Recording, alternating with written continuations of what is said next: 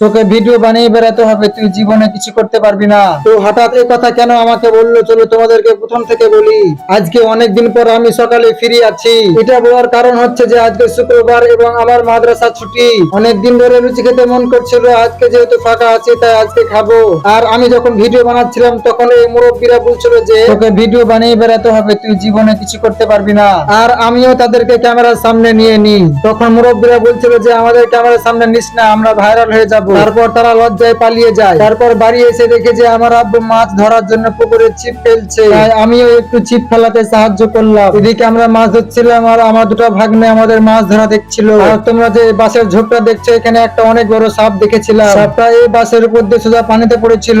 আর আমি পুকুরে ছিপ ফেলে চলে আসি সোজা এমটি গাড়িটার কাছে। গাড়িটা স্টার্ট দিয়ে সোজা 30 সেকেন্ড গাড়ি চালার পর চলে আসছে এই দোকানটার কাছে। তো আমি যখন লুচি খাওয়ার জন্য চাই তখন দোকানদার বলে যে তুমি এই পানিটা ঢেলে দাও, তাহলে তোমাকে লুচি খেতে দিব। আর আমাকে অনেক খিদা লেগেছে তাই আমি দয়া মায়া করে এখানে ঢেলে দিলাম। আর কিছুক্ষণ অপেক্ষা করার পর আমাকে লুচি খেতে দিয়ে দেয়, তাই আমিও খেতে লাগি। তোমাদেরকে যদি ভিডিওটা ভালো লেগে থাকে তাহলে পরবর্তী ভিডিওর জন্য সাবস্ক্রাইব করে দাও।